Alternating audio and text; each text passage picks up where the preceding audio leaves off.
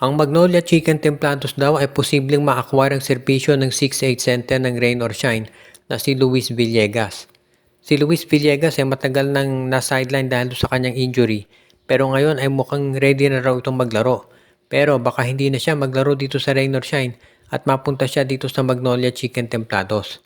Willing daw at ready itong Magnolia Chicken Templados na tignan kung sino yung pwede nilang ma-acquire mula dito sa ROS, at naniniwala sila na itong si Luis Villegas ang isa sa magiging susi para sa kanilang success sa darating na season. Alam ni Coach L.A. Tenorio na galing sa injury itong si Villegas, pero nakita naman niya na si Ian Sanggalang na nanggaling din sa isang ACL ay naging maganda recovery. So pwedeng pwede talaga itong si Luis Villegas na makatulong pa rin dito sa Magnolia. Dahil matagal hindi naglaro itong si Villegas, siguradong hindi mataas ang trade value nito. Kaya sa tingin ko kahit si Joseph Eriobo at Russell Escoto lamang ang ipalit ay pwedeng pwede na.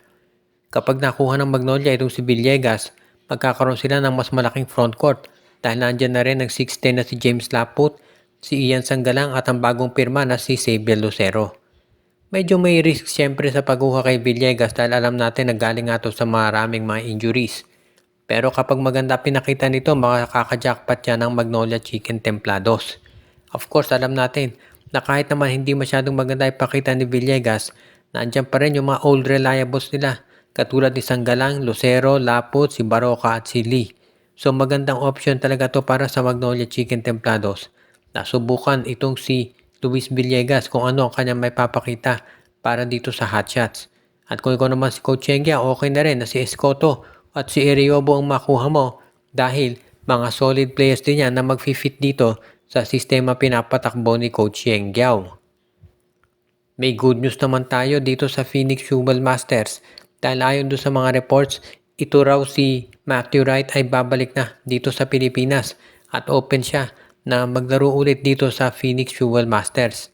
Kung inyong maalala, matagal nang umalis si Wright dito sa Phoenix at naglaro sa Japan B-League. Pero ngayon isa ng free agent si Matthew Wright at nag-express ng interes na bumalik dito sa Pilipinas. Kung sakasakali, open daw siya, inamin niya na willing siyang bumalik dito sa PBA para maglaro. At alam naman natin na ang rights nito ay nandito sa Phoenix Jewel Masters. Sigurado na maraming mga teams ang magkaka-interes na makuha ang serbisyo nitong si Matthew Wright. Pero ang kinakailangan dyan talaga, kung gusto nyong makuha si Matthew Wright, ay siguraduhin ninyo na magiging maganda yung offer dahil ang rights nito ay nasa Phoenix. For example, kung gusto ng San Miguel kunin si Matthew Wright, kinakailangan muna nila na bigyan ng magandang offer si Coach Willie Wilson para i-trade niya yung rights ni Matthew. Ngayon naman, kung hindi yan ite-trade ng Phoenix, aba ang lakas ng lineup ng Jewel Masters kung sakasakali. Posible na baka maging starting 5 nila kay Balungay, Matthew Wright, Jason Perkins, Richie Rivero at Tyler Tio. Kung ganyan ang starting 5 mo, pwede ka na sumabay doon sa iba't ibang mga teams ngayon dito sa PBA.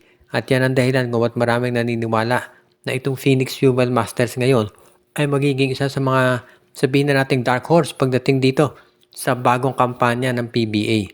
Sigurado naman na hindi rin pababayaan yan ni Coach Willie Wilson itong pagkakataon.